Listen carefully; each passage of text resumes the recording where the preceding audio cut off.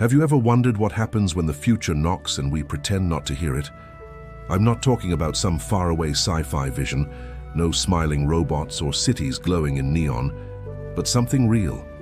Something that begins quietly, inside every company, every leader, every single one of us who has ever said, "I'm fine, we're doing great." This isn't just a story about Netflix and Blockbuster. It's a story about what happens when success becomes your biggest trap. The year was 2000. Netflix was on life support. Their DVD by mail service was bleeding money. In a last desperate move, its founders, Reed Hastings and Mark Randolph, flew to Dallas, Texas to meet the undisputed king of the movie world, Blockbuster. At that time, Blockbuster wasn't just a company, it was American pop culture. Over 9,000 stores, more than 60,000 employees. Every weekend, millions of families would drive to their local Blockbuster, pick a movie, share laughs and make memories. It wasn't just business, it was a ritual. In a private meeting, Netflix made their pitch. "Let's partner. You have the stores. We have the technology. Buy us for just $50 million. For a few seconds, the room went silent. Then, someone laughed. The rest of the executives joined in. Movies over the internet? Nobody wants that. The meeting ended with laughter, and the Netflix founders walked out quietly. 20 years later, Netflix was worth over $200 billion. And Blockbuster?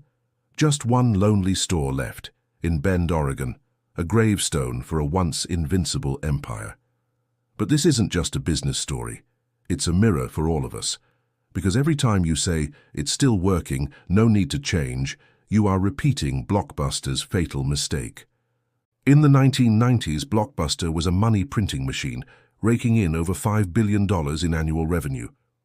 "Let's go to Blockbuster" was part of the American lexicon. They dominated, they felt untouchable, but inside that empire was a ticking time bomb called late fees. If you ever rented a movie from Blockbuster, you remember the pain. One day late, a few dollars. A week late, a lot more. Forget to return it, your membership could be revoked. In the year 2000 alone, late fees brought in nearly $800 million, almost 16% of their total revenue. It was their golden goose, and it was also their poison. When your biggest source of profit comes from your customers' pain, you'll do anything to protect that pain. You'll defend the very system that's slowly killing you. Meanwhile, back in California, Netflix looked at the same problem differently. They saw the lines, the frustration, the wasted time, and they asked a dangerous question. What if we just got rid of the due date? The answer was revolutionary. No late fees, no lines, no stress. Customers could keep the movies as long as they wanted and return them by mail whenever they were ready. No deadlines, no punishment. Netflix wasn't just selling movies, they were selling freedom, and once people get a taste of freedom, they never go back to standing in line. Blockbuster noticed, but they hesitated. They were afraid to kill their cash cow. In a 2004 board meeting, one executive reportedly said, "If we remove late fees, we lose $800 million a year. Who is going to take responsibility if it fails?" No one raised their hand, because no one dared. And that fear, not Netflix, is what ultimately killed Blockbuster. But let's be clear, Blockbuster didn't die because of Netflix. They died because of their own cost structure. Every one of their stores was a money-draining machine. Rent, staff, utilities, inventory, advertising. Each location needed thousands of customers just to break even. Netflix didn't need any of that. No stores, no clerks, no shelves, just servers, postal boxes, and code. A single movie file could reach millions of people for almost zero additional cost. If Blockbuster spent $1 to serve one customer, Netflix spent a few cents. That's not just a competitive advantage. That's an evolutionary leap. Then came 2007. The game changed again. Netflix launched its streaming service.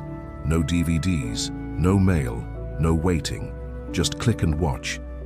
In a stunning move, Netflix began to kill its own original business model before someone else could. Blockbuster saw this coming. They even tried to launch their own online service, but internal politics crushed it. Executives were terrified of losing their store profits. The board demanded guarantees, but the future doesn't wait for your approval. When the 2008 financial crisis hit, thousands of Blockbuster stores became financial black holes. Meanwhile, Netflix, lightweight, digital and efficient, just kept growing. That was the moment the future chose its side. And it has never looked back. People love to say, Netflix killed Blockbuster. That's wrong. Blockbuster killed itself. Not because of a lack of money, not because of competition, but because it lacked the courage to destroy what was already dying. In business, there's a word for this: cannibalization. It means destroying your own old product to create the new one. It's the hallmark of every visionary leader. Apple killed the iPod to give birth to the iPhone. Amazon sacrificed retail profits to build Amazon Prime. And Netflix killed its DVD business to build the streaming giant we know today. Blockbuster clung to its stores and died with them. The difference between seeing the future and actually stepping into it is one word: daring. A former Blockbuster employee once said, "We knew the future was changing. We were just too comfortable in the present to do anything about it." And that is the real tragedy, not just of a company, but of every person who was once ahead of their time and then got left behind. This story isn't really about movies. It's about complacency. Every single one of us has a Blockbuster inside, a habit, a belief, a comfort zone that once worked for us and now holds us back. We know we need to change, but we delay. We tell ourselves, maybe next year. We choose the safety of what we know, just like Blockbuster did, until there was nothing left to save. The future doesn't care if you're ready. It only moves forward, and if you stand still, it moves on without you. Blockbuster didn't collapse overnight. It died one decision at a time, each hesitation, each not yet, each false belief that yesterday's success would protect it from tomorrow. The price they paid wasn't just bankruptcy.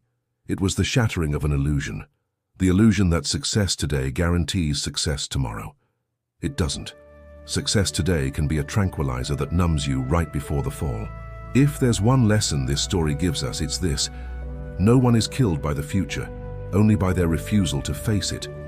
Blockbuster's fall isn't about technology, it's about fear.